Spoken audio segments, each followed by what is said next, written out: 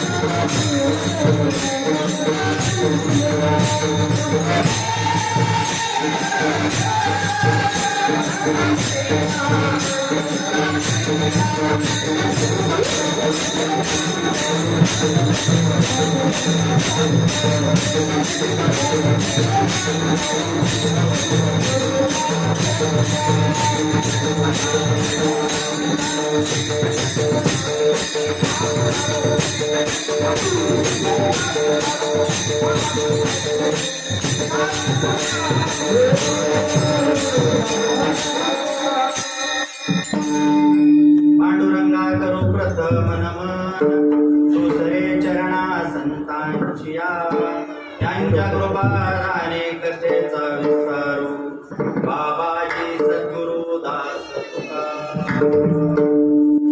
शांताकारं भुजगशयनं पद्मनाभं सुरेशं विश्वाधारं गगनसदृशं मेघवर्णं शुभांगं लक्ष्मीकान्तं कमलनयनं योगिभिर्ध्यानगम्यं वन्दे विष्णुभवभयहरं सर्वलोकैकनाथं नीलाम्बुजश्यामलकोमलाङ्गं सितासमारोपितवामभागं पाणौ महाचायकचारुचापं नमामि रामं रघुवंशनाथं ॐ नमो ज्ञानेश्वराय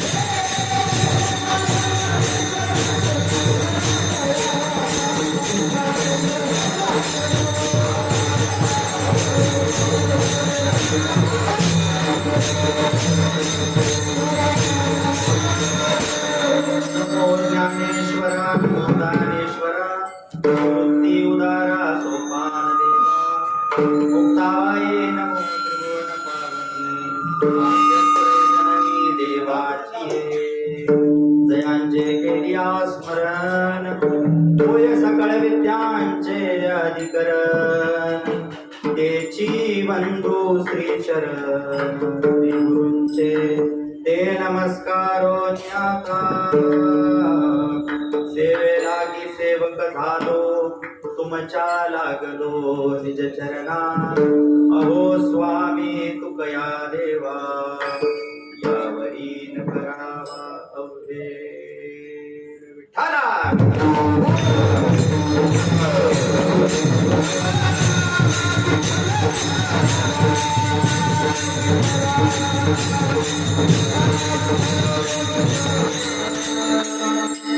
तुकाराम तुकाराम तुकाराम तुकाराम नाम घेता कापेयम धन्य तुकोबा समर्थ जेने केला हा पुरुषार्थ. प्रस्तुत प्राप्त प्रसंगी सेवेकरिता निवडलेला अभंग जगद्गुरु जगतमान्य वैराग्याचा कळस असलेले श्री तुकोबरायांचे पट्ट शिष्य. सुरुवातीला कट्टर वैरी आणि नंतर पट्ट शिष्य असलेले रामेश्वर शास्त्री यांचा तुकोबरायांचं यथार्थ वर्णन करणारा अभंगाच्या सेवेसाठी घेतलेला आहे. विठ्ठला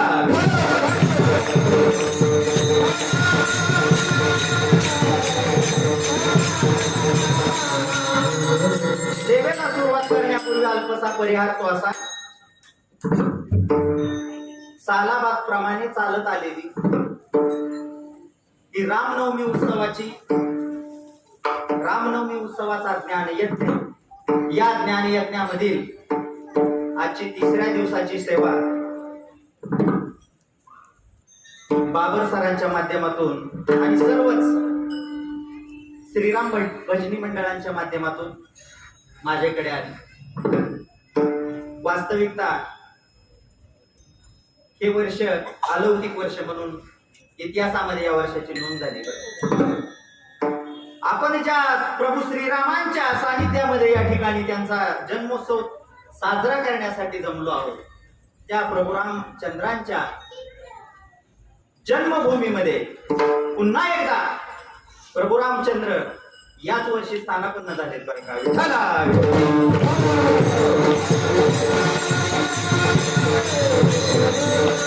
म्हणूनच या देशातच नव्हे तर ज्या ज्या देशांमध्ये हिंदू संस्कृती जपणारे लोक आहेत त्या सर्वच देशांमध्ये हा रामनवमीचा उत्सव अगदी मोठ्या प्रमाणात साजरा होतोय. विठ्ठला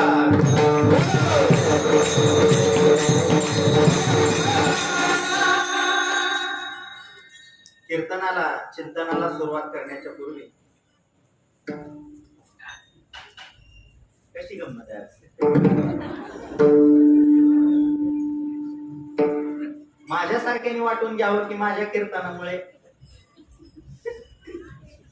वातावरण निर्मिती करण्यासाठी साक्षात देवाने सुद्धा या ठिकाणी हजेरी लावली. पवन देवाचं कदाचित 4-2 थेंब पण येण्याची शक्यता आहे, वरून देव पण येण्याची शक्यता आहे. चला असू द्या.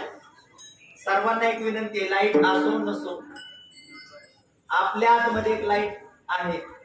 ती लाईट आपल्याला व्यवस्थित पद्धतीने चालू ठेवलेलं आहे तिने. त्याच्यामुळे त्या लाईट वरती विश्वास ठेवून बाबर सर म्हणतात की जनरेटर आहे. खरंय, जनरेटर आहे प्रत्येकाच्या आतमध्ये आणि बाबर सरांनी इथं पण जनरेटर लावलेलं. ठीक आहे. तरी सर्वांनी अगदी अल्प वेळेमध्ये आपल्याला या अभंगाचं धावतं चिंतन ऐकायचंय. सगळ्यांनी पूर्ण शरीराचे कान देऊन कीर्तन कानाकडे लक्ष देऊन बघा. सत्य पूर्ण लक्ष द्या. जरी काही मध्येच काहीतरी व्यत्यय आला तरी त्या व्यत्ययाला आपण वाढवू नये. त्या व्यत्ययाला संपवण्यासाठी आपण थोडं शांत बसावं आणि समोर लक्ष द्यावं. परत एकदा अजून एक सूचना, 1-2 सूचना सांगतो, परत आपण कीर्तनाकडे. दुसरी सूचना आहे टाळकऱ्यांसाठी. आपल्या हातामध्ये जो टाळ आहे तो शो नाही, तर तो वाजवण्यासाठी आहे. महाराज म्हणतात घुळघुळा वाजती टाळ, घुळघुळा वाजती. असं असं काय काय जण नुसते शोला वाजवतच नाही. आपल्या आश्रमातील मुलं आहेत म्हणून जरा सांगतो बरं का, म्हणजे मोठ्यांनी हे त्यांच्यासाठी नाहीये, मुलांसाठी ही सूचना आहे. सगळ्यांनी जोरात मोठ्या आवाजात टाळ वाजवायचा आहे आणि गायक मंडळी प्रमाण देत असताना आपणही मोठ्या आवाजामध्ये मागे म्हणायचे. जरी तुम्हाला प्रमाण समजलं नाही मावशी तरी लाला रे लाला रे लाला म्हणायचंय काय ना काय, कारण देव अंतरीची घेतो गोडी, तो अंतरीची गोडी घेतो. तुमचा शब्द मागं होतोय का पुढे होतोय, तुमची थापेत बरोबर म्हणणं होतंय का, तालातून जातंय का, सुरातून जातंय का, याच्याशी त्याला घेणं देणं नाही. प्रत्यक्ष तुकोबरायांचं सुद्धा एक प्रमाण आहे. टाळ मृदंग पश्चिमेकडे, माझे गाणे दक्षिणेकडे, काळ देहासी आला खाऊ. या अभंगातील हे मधलं चरण आहे बरं का. विठ्ठला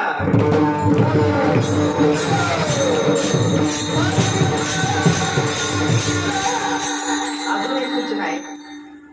विठ्ठल विठ्ठल भाषणात जर तुम्हाला सूर लावायचा आहे शेवट, तर त्या सुरातच परत मला घ्यावं लागतं. त्यामुळे तुमचा जो राग आहे तो माझ्यावर काढू नका. असं नाहीये. गायनातला जो राग आहे तर तो गायनातला राग कदाचित माझा डोक्यात वेगळा असू शकतो, तुमचा वेगळा असू शकतो. तुम्हाला व्यवस्थित पद्धतीने पुष्कळ वेळ मी गायनासाठी देणार आहे. खरं तर आमच्या आदरणीय अशोक महाराज टकले आपल्या पंचकृषी मधलं गायन क्षेत्रातलं उंचीवरचं नाव बरं का. कष्टातून अगदी शेतात असलेला व्यक्ती, हे काय कुठं पिढीच्या त्यांच्या घरामध्ये संगीत नव्हतं, परंतु देवाची कृपा कशी असते बघा. कोकिळ सारखा कंठ आहे त्यांचा, अगदी सगळ्या चाली ते तंतोतंत म्हणतात. त्याचबरोबर आमचे काळटंजे महाराज, मी नाव विसरतोय, पण त्यांचाही आवाज एकदम टकले महाराजांपेक्षा कुठेही कमी नाही. फक्त अजून 4 चाली तुम्ही त्यांना शिकवा. विठ्ठल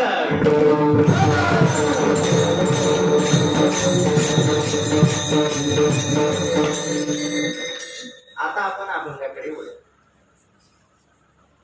रामेश्वर शास्त्री एकेकाळचे तुकोबरायांचे कट्टर विरोधक असले. तुकोबरायांबद्दल इतकं प्रेम निर्माण व्हावं, इतकं प्रेम निर्माण व्हावं की कट्टर असलेला शत्रू तुकोबरायांचं यथार्थ वर्णन करतो महाराज अभंगात.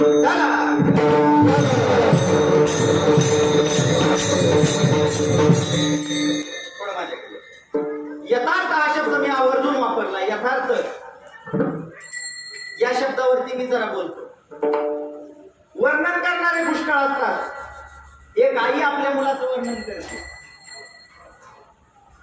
मला सांगा, एखादी माऊली जर आपल्या मुलाचं वर्णन करत आहे तर ती त्याचं गुण सांगेल का अवगुण सांगेल?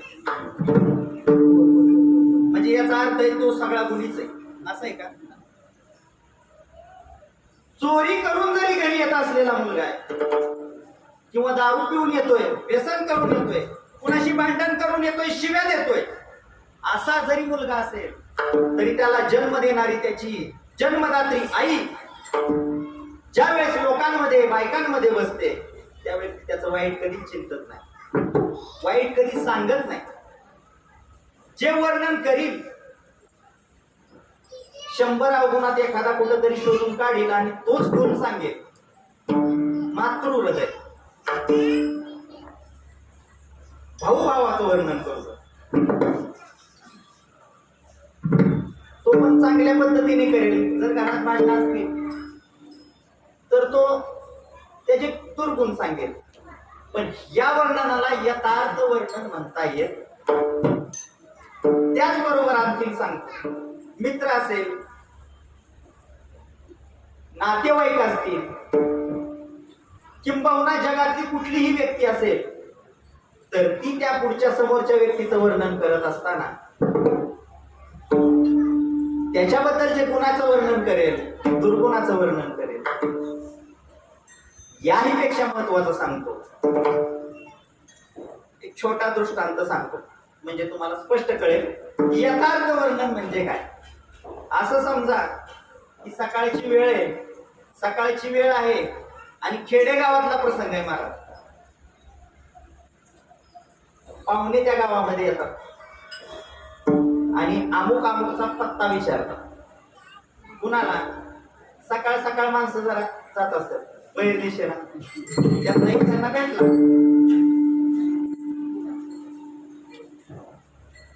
म्हटला आमच्या आमच्याच्या घरी जायचंय, त्याला विचार उठता नको कारण हे तर दुसरीकडे चाललं. पण दुसरं कोणी दिसत नव्हतं म्हणून हाक मारली. ओ काका थांबा. थांबले. काय पाहिजे म्हटले तुम्हाला? का थांबवलंय तुम्ही मला? अमुक अमुक अमुक यांचं घर कुठे? अरे अरे त्याचं नाव घेऊ नका म्हटले. सकाळ सकाळ काय त्याचं नाव घेतलंय म्हटले. त्यांचं नामचं 7 जन्माचं वैर आहे. त्यांचंच नाव घेतलं तुम्ही. आता यांच्या लक्षात आलं सकाळ सकाळ चुकीचा माणूस. त्याला विचारायला नव्हतं पाहिजे. तुम्ही इकडे तिकडे पाहायला लागले दुसरं कोणी काय तर तोच थांबून नव्हतं.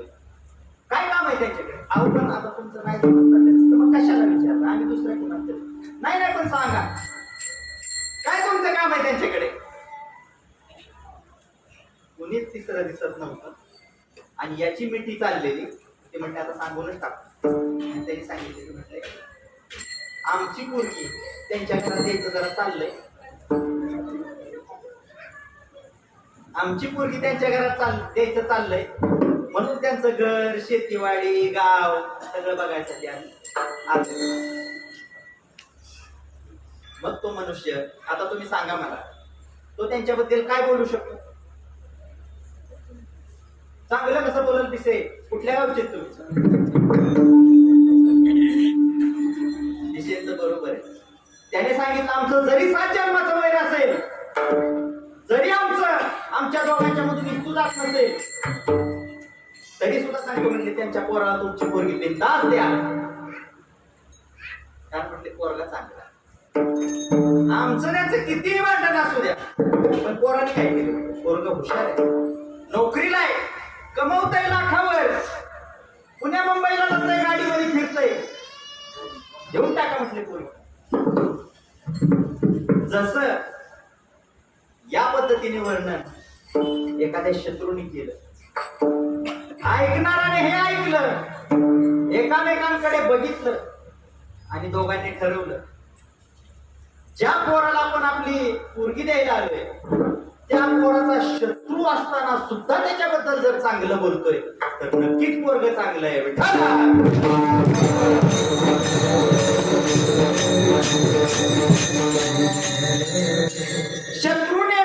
शत्रूने केलेलं वर्णन या वर्णनाला यथार्थ वर्णन म्हणतात.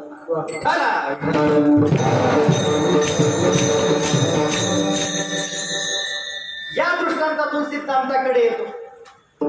दृष्टांत आहे व्यवहारातला. संत चरित्रामध्ये जर गेलो तर रामेश्वर भट्ट कोण होते हे जाणून घेणं गरजेचं आहे, जे तुकोबरायांचं वर्णन करतात.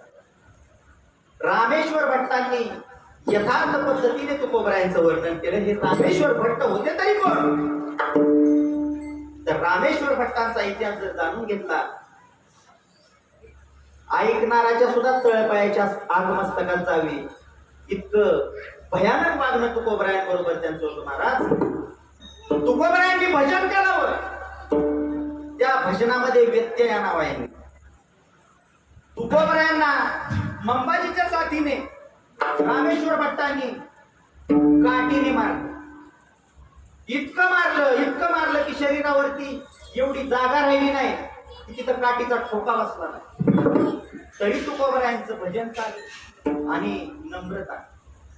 संतांमध्ये काय असतं? सहनशीलता सगळ्यात मोठा गुण संतांमध्ये असतो आणि तेच खरे संत असतात. ज्यांना पुढच्यानी बोललेलं सुद्धा ऐकू वाटत नाही, लगेच राग व्यक्त होतो, ते संत नसतात. तुकोबरायांच्या जीवनात पाहिलं तर तुकोबरायांकडे संत असलेले सगळे गुण होते. तुकोबरायांना काठीने मारल्यानंतर मारणाराचं अंग दुखत काला मार खाणाराचं. आपल्याकडे काय अनुभव नाही ना, मार खाणाराचं अंग दुखत. याच्याही पुढे जाऊन सांगतो, अहो हाताने मारायचं सोडू द्या, एखाद्याने वाईट शब्द जरी वापरला तर त्याचा दिवस खराब जातो. ती म्हणतो माझा नाराज झालो, मला आमचा म्हणजे त्याला तो शहाण्याला शब्दाचा मारच आहे तो एक प्रकार, तरी त्याचा मन खराब होऊन जात. पुढे चला, तुकोबरायांना काठीने मारल्यानंतर तुकोबराया भाषणात आले, कीर्तनात आले, उभा राहिले आणि रोज असे बसायचे मंबाजी. आता मी ह्याची ताक करतो, मी तसं नाही, इथं करू का, इथं नाही ना करू, इथे बसायचे तुकोबरायांच्या पायापाशी रामेश्वर भट्ट मंबाजी. का बरं? तुकोबरायांचा एवढा तिरस्कार करणारी माणसं तुकोबरायांच्या कीर्तनात का बसायची? तर पहिल्यांदा सुरुवातीला त्यांना वाटायचं की आम्ही एवढे दशग्रंथी पंडित, आमची कथा, आमची प्रवचन चालू झाल्यानंतर 2 बसत नव्हती माणसं समोर, आणि तुकोबरायांच्या कीर्तनात हजारो लोक. काय घडतंय हे पाहण्यासाठी ते येत, काही वेगळं नव्हतं. ज्या वेळेस प्रत्यक्ष तिथं बसले त्यांना ते सहन झालं नाही, त्यांनी काठीने मारलं आणि दुसऱ्या दिवशी तुकोबराय कीर्तनाला उभा राहिले. अंग सगळं सुजलेले, पण मन नाही, मन नाराज नाही, चैतन्य कमी झालेलं नाही. रिकाम्या असलेल्या जागेकडे पाहिलं आणि तुकोबरायांच्या मनाला सांगितलं, मी असा हात करून कीर्तन करायचं म्हटले त्यांच्याकडे, आज ते नाहीये, कुठे गेले? मंबाजीच्या घरी गेले तुकोबराय कीर्तनार्थ सोडून. मंबाजीच्या घरी गेल्यानंतर बघितलं तर मंबाजी विवळत पडले, पलंगावरती विवळत पडलेले आहेत. विचारलं, चौकशी केली, मंबाजीच्या डोळ्यात पाणी आलं. ज्या व्यक्तीचा इतका तिरस्कार आपण करतोय, ज्या व्यक्तीला इतकं काठीने मारलं, इतका त्रास दिला, त्यांच्याबद्दल अपशब्द वापरले, वाईट शब्द वापरले, शिव्या दिल्या, काय माणूस आहे? अंबाजीने सांगितलं माझं अंग दुखतं. तुकोबराय म्हटले, तुम्ही कीर्तनात आले नाही तर मला करमलं नाही, म्हणून मी कीर्तन सोडून तुमच्याकडे आले. आणि तुकोबराय नुसते गेले नव्हते, तुकोबरायांनी तेलाची वाटी नेली. अंबाजी तुमचं अंग दुखतंय, मी तुमच्या अंगाला तेल लावून देतो. आणि तुकोबरायांनी मंबाजीच्या अंगाला तेल लावलं. महाराज ज्यावेळेस संतांचा स्पर्श होतो त्याचं दुखणं गायब झालं. अशा मंबाजीने रामेश्वर भट्टांच्या साथीने वारंवार तुकोबरायांना त्रास देण्याचा प्रयत्न केला. एक दिवशीचा प्रसंग असा आहे, रामेश्वर शास्त्री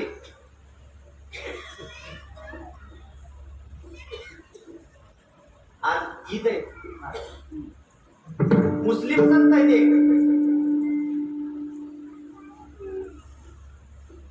अनगड शाह बाबा.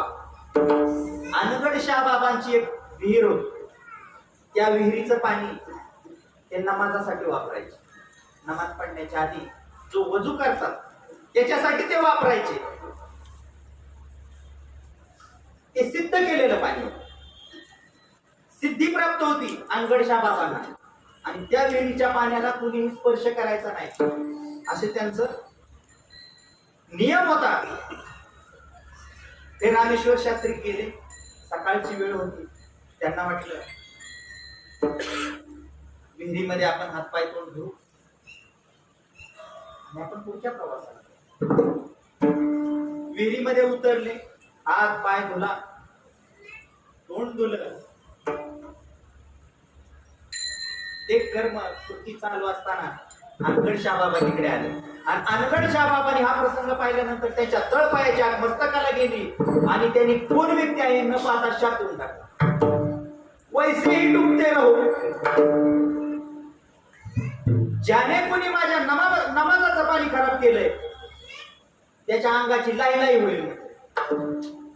आणि ते विहिरीच्या बाहेर आले रामेश्वर शास्त्री. जसे रामेश्वर शास्त्री विहिरीच्या बाहेर आले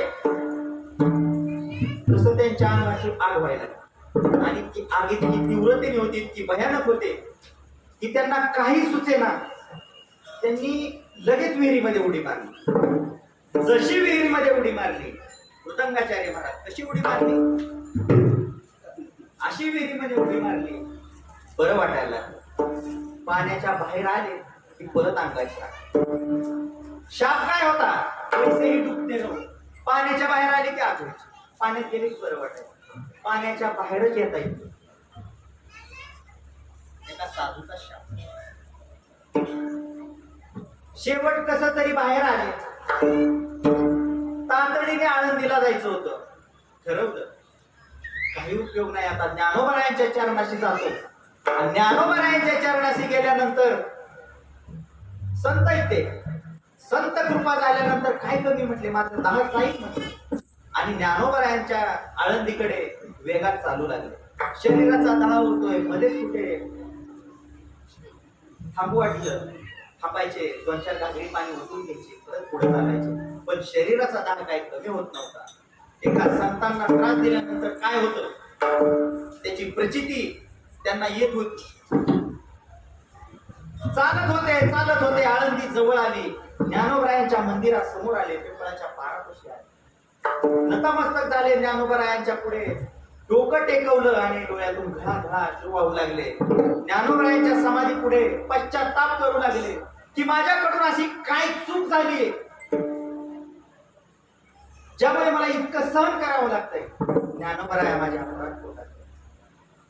आणि खरंच सांगतो ना, रामेश्वर शास्त्री जरी तुकोबरायांचे विरोधक होते तरी ते देवभक्त होते, प्रामाणिकपणे भक्ती करत होते. जरी एखादा व्यक्ती प्रामाणिकपणे भक्ती करत असेल, गळ्यात तुळशीची पवित्र माळ असेल आणि ते जर एखाद्या व्यक्तीचा द्वेष करत असेल तर तो रामेश्वर भक्तांच्या पेक्षा वेगळा नाही. वारकरी संप्रदायामध्ये तुकोबरायांना जे स्थान आहे ते रामेश्वर भक्तांना नाही. का बरं? त्याचा कारणच असं आहे, सोसी जगाचे आघात. संत असतात ना, ते जगाचे आघात सोसत असतात. जगाबद्दल द्वेष कधीच नाही. माऊलींना किती त्रास दिला तरी पसायदान मागत असताना पसायदानामध्ये माऊली म्हणतात, जे खळांची व्यंकटी सांडू.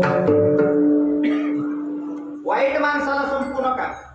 ज्ञानोबरायांचं माग, देवा वाईट माणसाची वाईट वृत्ती घालवा.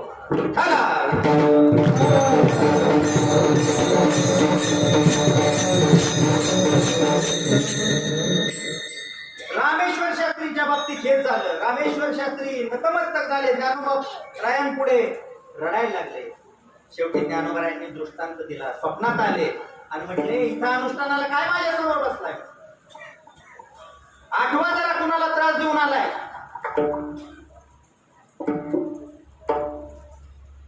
जे तुकोबराया देवाच्या प्रत्येक अवतारामध्ये देवांसोबत आहेत, त्या तुकोबरायांना म्हटले तुम्ही त्रास दिला. नामदेवरायांचा पुढचा अवतार तुकोबराय. ज्या नामदेवरायांनी वारकरी संप्रदाय का जगभर नेला, त्यांच्या पुढचे अवतार तुकोबराय. तुकोबरायांना त्रास देऊन आलाय म्हटले. पश्चाताप व्हायला लागला. ज्ञानोबराय मी चुकलो, मला माफ करा.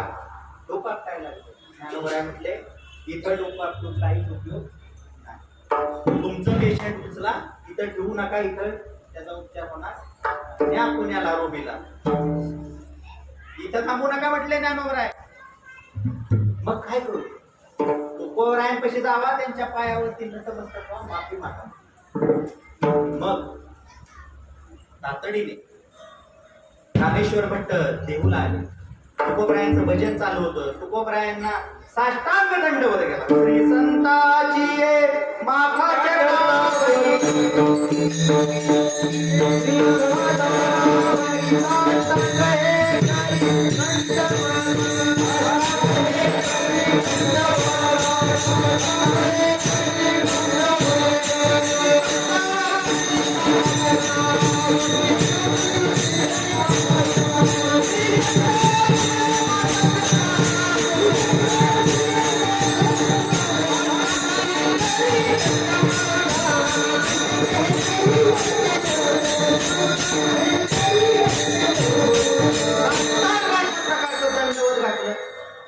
तुकोबराय म्हटले, शास्त्री महाराज उठा उठा म्हटले. शास्त्री महाराजांच्या डोळ्यात अश्रू. तुकोबरायांनी कडकडून मिठी मारली रामेश्वर शास्त्रींना.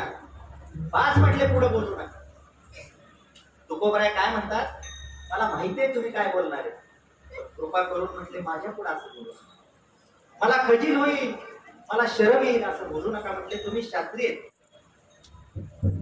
तरी रामेश्वर शास्त्रींनी सांगितलं, तुकोबराय मोठ्या अंतकरणाने मला माफ करा, माझं चुकलं, मी तुम्हाला ओळखू शकलो नाही, तुम्ही कोण आहेत, तुमचं नाव तुकाराम आहे, तुमच्यातला राम मी ओळखू शकलो नाही, तर मी माझ्या स्वतःचा राम कधी ओळखला.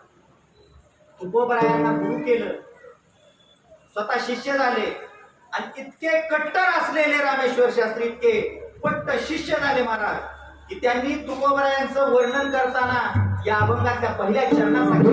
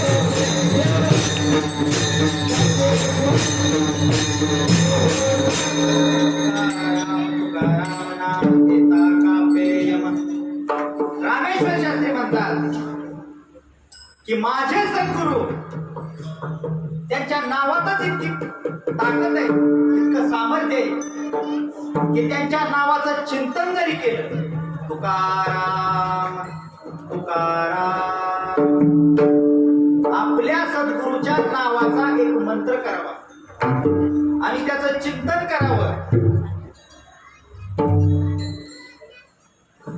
इतकी चांगली गोष्ट दुसरी असते का? त्या सद्गुरूच्या जीवनामध्ये इतका चांगला प्रसंग दुसरा कुठला की आपल्या शिष्यानं कट्टर विरोध करावा, नंतर ते कट्टर शिष्य व्हावे आणि त्या गुरुच्या नामाचं चिंतन करत त्या नामाचं महत्व सांगावं. तुकोबरायांच्या नावाचं महत्व काय सांगितलं रामेश्वर शास्त्री? अहो म्हणजे या नावामध्ये इतकं सामर्थ्य आहे की नुसतं हे नाव जरी घेतलं ना यम येत नाही. यम कोणी बघितलाय का? नाही बघितलं, पण तो येतो का नाही? यम आल्याशिवाय माणसं जातात. यम हा येतच असतो. लहान असो, मधल्या वयाचा असो, वृद्ध असो, प्रत्येकाला यमाच्या बरोबर एकदा जायचंय. रामेश्वर शास्त्री म्हणतात, मी असा दावा करतो की माझ्या सद्गुरूचं नाव घेतलं ना,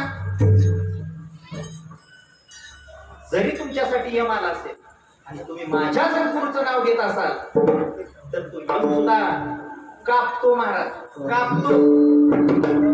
तो निघून जातो, थांबत नाही. तुकाराम तुकाराम नाम घेता कापे यम.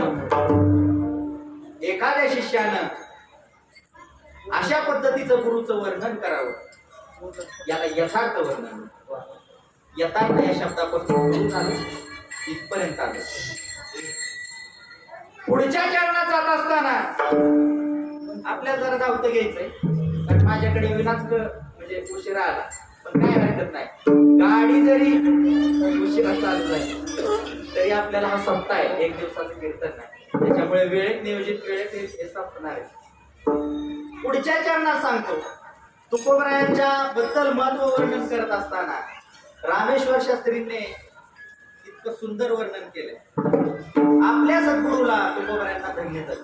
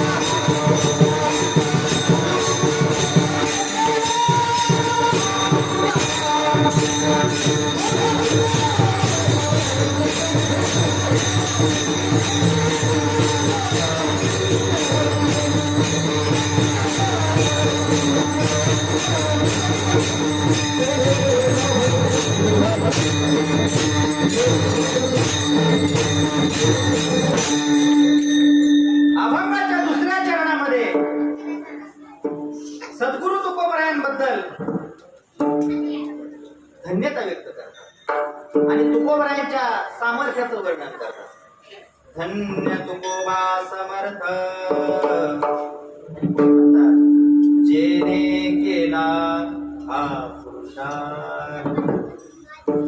रामेश्वर शास्त्री सांगतायत की माझे सद्गुरू इतके सामर्थ्यवान आहेत की मी त्यांना धन्यता देतो. त्यांनी खूप मोठा पुरुषार्थ केला. काय पुरुषार्थ केलाय? एक प्रसंग आपण पाहू. तुकोबरायांच्या आयुष्यामध्ये तुकोबरायांनी काय पुरुषार्थ केलाय? आपल्या लेखी व्यावहारिक बुद्धीने गावातील एखाद्या व्यक्तीबद्दल बोललं जातं. गावातील व्यक्तीबद्दल बोललं जातं, सांगितलं जातं की काय नव्हतं त्याच्याकडे, शून्यातून निर्माण केलंय त्यांनी. काय मोठा पुरुषार्थ केलाय. 2 कोटीचा बंगला आहे, दारात गाड्या आहेत, घरी कॅंगन वॉटरचं मशीन आहे.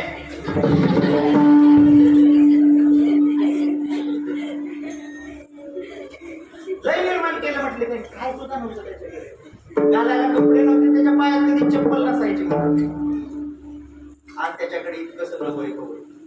त्याने पुरुषार्थ केला. व्यावहारिक दृष्टीने, व्यावहारिक शब्दाने, व्यावहारिक ज्ञानाने जर पाहिलं तर याला पुरुषार्थ याच पद्धतीचा दिसला. परंतु तुकोबरायांचा पुरुषार्थ मात्र या सगळ्यापेक्षा अलौकिक आहे. तुकोबराय हे वैराग्याचे महावीर आहेत.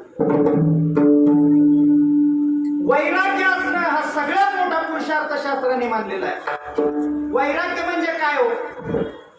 आपल्याला येतं का कधी वैराग्य? येतं. प्रत्येक माणसाला एक वेळ येते, त्यावेळी वैराग्य येतं. परंतु आपलं दुर्दैवच इतकं मोठं आहे की ते वैराग्य टिकत नाही, ते निघून जातं. परत पुन्हा हा जीव संसारात अडकतो. खरं सांगा बरं का, ज्यावेळेस घरात भांडणं होतात, वैतागलेला असतं, मारुतीच्या देवळा पुढे येतं, दुसरं मित्र भेटतं त्याला, तोंड पाडलंय आज, काय झालं? पांढरं पडलंय तुझं तोंड, काय नाही, जगू वाटत नाही, मी गाव सोडून जातो हिमालयात. खरोखर सांगतो, त्याची त्यावेळेसची भावना तीच असते. परंतु त्या भावनेलाच वैराग्य म्हणतात. आणि हे वैराग्य जास्त वेळ टिकत नाही. ती मित्र भेटतो, म्हणतो लईच नका तू मनावर घेतलंय.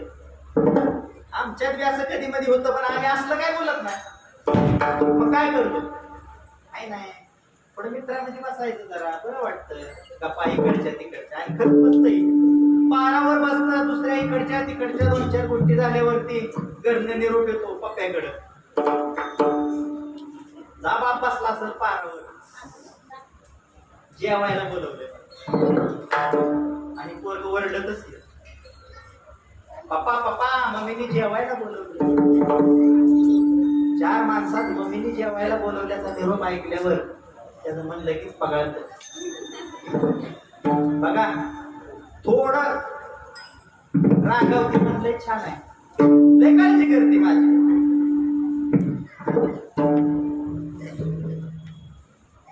तिच्या तोंडातच आहे म्हणले, पोटात वैसा सुद्धा मळ नाही, लय निर्मळ आहे. परत घराकडे जात. प्रसंग संपला, छोटा दृष्टांत संपला. याचा सिद्धांत फार मोठा आहे. प्रत्येक चिंतनामध्ये प्रत्येक प्रसंग ऐकावा, प्रत्येक दृष्टांत ऐकावा, परंतु त्या दृष्टांतामधून काहीतरी घ्यायचं असतं. सिद्धांत हा आहे की संतांमध्ये निर्माण झालेलं वैराग्य हे अखंड आहे आणि आपल्यामध्ये निर्माण झालेलं वैराग्य हे क्षणिक आहे. वैराग्य निर्माण झाल्यानंतर आयुष्यभर ते टिकून राहावं, याला खरा पुरुषार्थ म्हणतात. रामेश्वर शास्त्रीने सांगितलं, माझे श्रीगुरु यांनी मोठा पुरुषार्थ करून दाखवला, वैराग्य त्यांच्याकडे. चला दुसरा प्रसंग सांगतो. एखाद्या अंत्ययात्रेत आपण जातो, बाबर सरांची खरं जागा तिथं असते, सारखं तिथं बसतो, कुणीतरी नाही असं सारखं वाटतंय. पण बाबर सरांचं माझ्यावरती खूप प्रेम आहे, वाटल्यामुळे जरा दिसा नाही.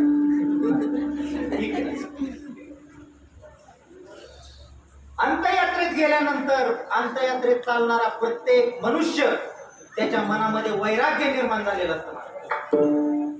प्रत्येक जण दुसऱ्याला सांगतो चांगला माणूस, वेळ आली आणि गेला, एक दिवशी आपण पण जाणार. तिथं जन्माला आलेला प्रत्येक जण प्रत्येकाच्या मुखात हे शब्द इथपर्यंत असतात. जोपर्यंत अग्नी देईपर्यंत, अग्नी दिल्यानंतर किती वेळ माणसं सांगतात, लगेच चुळबुळ चालू होते. दुसरा म्हणतो चला दळण आणायला सांगितले पाहिजे, लगेच संसाराकडे जातो आणि निर्माण झालेलं वैराग्य ते निघून जात. आता दृष्टांतामध्ये सतत पुरुषांबद्दल सांगतोय, तर असं नाही, ते वैराग्य सगळ्यांनाच येतं. समजा एखाद्याने मंडळी उपटून काढली असते, ती पण जाती ना निघून माहेरला. लईच तुम्ही शांत बसला म्हणून काढला, नाहीतर म्हणताल कुठं आणलाय असं काय सांगतो, आमचं काय सांगतो. तर त्यांच्यामध्ये पण वैराग्य निर्माण होतं.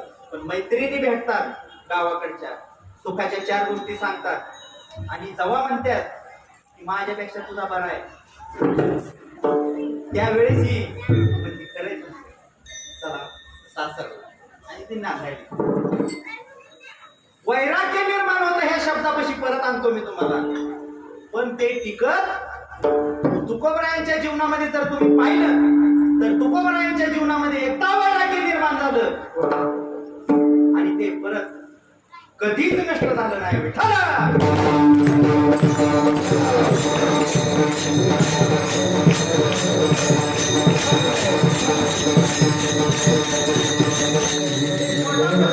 तुकोबरायांच्या जीवनामध्ये घडलेला.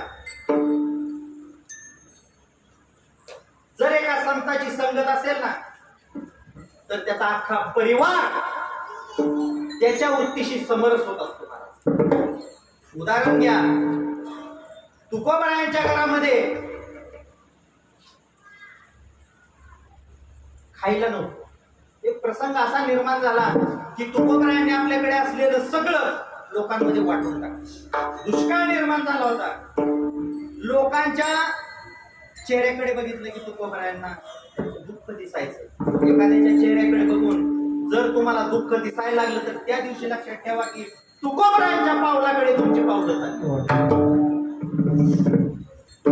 दुसऱ्याला टेच लागल्यानंतर ज्याच्या डोळ्यामध्ये पाणी येतं त्याने समजावं की आपण तुकोबरायांच्या पावलाकडे पावलं टाकत चाललेलो. एखाद्याचं दुःख पाहून जर तुमचं अंतःकरण द्रवित होत असेल तर समजावं तुकोबरायांच्या पावलाकडे पावलं चाललेलं.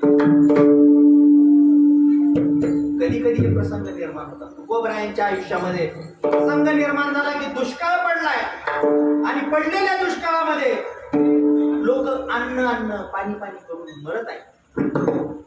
तुकोबरायांनी सावकारकीच्या वह्या काढल्या, बघितलं आमक्याचं नाव वाचलं, त्याच्या नावावरती एवढं कर्ज आहे. अमक्याचं नाव काढलं, त्याच्या नावावरती एवढं कर्ज, आणि बघितलं तर म्हटले त्याला अन्न नाही खायला आणि त्याच्याकडून मी वसुली करणार. किती मोठं आहे, घोर पातक आहे. तुकोबरायांनी सगळ्या वह्या टाकल्या आणि इंद्रायणी मातेमध्ये टाकले. तुकोबरायांनी सगळं संपत्ती, घरातली भांडी, जेवणाचं ताट सुद्धा, स्वतःच्या जेवणाचं ताट सुद्धा त्यांनी देऊन टाकलं. आणि एक वेळ अशी आली की तुकोबरायांच्या घरी स्वतःला जेवायला खापर होत. अशी घराची परिस्थिती निर्माण झाली की घर चंद्रमोळी आणि चुलीमध्ये हरळी. माता भगिनींना मी विचारतो, ज्याच्या घरात बसूनच चंद्राचं दर्शन होतं, समजून घ्या त्याच्या घरावरती छपर नाही. ज्या घरामध्ये चुलीत हराळी उगवती माता, समजून घ्या ती चूल कधीपासून पेटली नसेल. ज्या संतांचं मी वर्णन करतोय, ज्यांना रामेश्वर शास्त्री पुरुषार्थ केला म्हणतात, जगामध्ये सर्वश्रेष्ठ आहे म्हणतात, त्यांचं नाव घेतल्यावर यम सुद्धा कापतो असं म्हणतात, तुकोबरायांच्या घरी अन्न शिजत नव्हतं कित्येक दिवस. गरिबी असावी, पण त्या गरिबीत सुद्धा भक्ती नष्ट होऊ नये. तुकोबरायांच्या जीवनात खूप महत्वाचा आणि शिकण्याजोगा प्रसंग आहे. गरिबी आहे, परंतु तुकोबरायांची भक्ती वाढते. एखादा व्यक्ती जर गरीब आहे तर त्यांनी समजावं आपल्याला भक्ती करायला खूप मोठा वाव आहे. व्याप कमी आहे तर समजावं. आजही पहा मराठवाड्यामध्ये फार मार्ग मोठा आहे. श्रीमंती पश्चिम महाराष्ट्रात आहे. मराठवाड्यामध्ये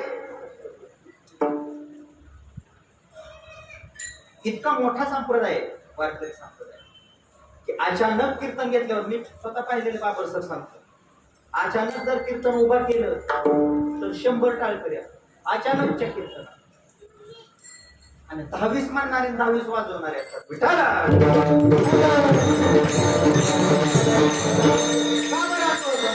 आपण तर पांडुरंगाच्या जवळ आहे, तर असं का होतं?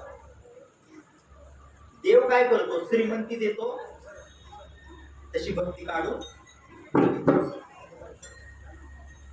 फार कमी संत आहेत की जे संत पण आहेत आणि श्रीमंत पण, म्हणजे धन राखलेले श्रीमंत. तसे तर संत श्रीमंतच असतात. कारण जगात ज्याच्याकडे काही गोष्टी नसतात त्याच्याकडे 6 गुण असतात आणि त्याला साधू म्हणतात. 6 गुणावरती त्याचं साम्राज्य असतं. त्यांनी त्या 6 गुणांना पकडून ठेवलेलं असतं. काम, क्रोध, मद, मोह, मत्सर, दंभ आणि अहंकार, हे 6 विकार ज्यांनी दाबून ठेवले, बाहेर येऊ दिले नाहीत, त्याला साधू म्हणतात. तुकोबरायांच्या जीवनामधला प्रसंग, तुकोबरायांची मुलगी. तुकोबरायांचं वर्णन ऐकून काशीवरून एक साधू तुकोबरायांना भेटायला आले. तुकोबरायांना भेटायला येत असताना देहू गावाजवळ आले. देहू गावाच्या जवळ आल्यावरती, चला हे कोणतं गाव आहे विचारलं. म्हणजे हे देहू गाव. आता गावात प्रवेश करायचा आहे. म्हटले या गावात एक संत तुकाराम महाराज राहतात, त्यांचा पत्ता तुम्ही मला सांगता. संत तुकाराम महाराजांचा पत्ता ऐकल्यानंतर त्यांनी ठरवलं की आपल्याला त्या घरी जायचंय. त्याची वाटचाल चालू झाली. दारात येऊन उभा राहिले, पण म्हटले असं नाही तर आपण परीक्षा घ्यायची. खरंच हे साधू आहेत का? मी एवढ्या हजारो किलोमीटरचं अंतर पार करून खऱ्या साधूला भेटायला आलो. ते साधू आहेत का हे पाहण्यासाठी त्यांनी रूप बदललं आणि भिक्षेकार्याचं रूप केलं. भिक्षा मागितली. जशी भिक्षा मागितली, भिक्षाम देही, तसं घरातून ती चिमुकली तुकोबरायांची कन्या ती धावत आली. बघितलं आपल्या घरात साधू आले. बघा, परमार्थिकाच्या घरामध्ये सगळ्याला संस्कार असतात. आपल्या दारात साधू आले. बाबा, मी तुमची काय सेवा करू? बाळा, मला भिक्षा दे. भिक्षा हवी मला. काय देऊ तुम्हाला? आई भाकरी करते, आण पीठ दे. पळत गेली. इतका आनंद झाला होता की तिने आईला विचारलंच नाही. डायरेक्ट पीठामध्ये आणि पीठ घेऊन निघाली. असं त्या काटवटीतून पीठ उचललं. पिठाला लय महत्व होतं. आता सारखं नव्हतं. ज्याच्या घरात कमी असतं ना, ती दाना व्यस्त वाया जाऊ दे. पिठाला लय महत्व. उचललं, बघितलं, आपल्या पोळीच्या लक्षात येत नाही की आपल्यातच नाही, एवढंच आहे ती दुसऱ्याला द्यायला लागली. आईने त्या बाळाच्या हातावर हात मारला, पाडलं. हातातलं पीठ खाली पडलं. पण देण्याची वृत्ती ज्याच्यामध्ये आहे, ज्याचं अंतःकरण देण्यासाठी तळमळतं, तिला वाटलं की जेवढं हाताला लागलंय तेवढं तरी आहे. ती हाताला चिटकलेलं पीठ घेऊन बाबाच्या जोडीमध्ये झटकलेलं पीठ किती असेल हो? की त्या जोडीला झटकल्यानंतर ती काढून तरी घेता येईल का जोडीला? अशी चिमट तरी येईल का?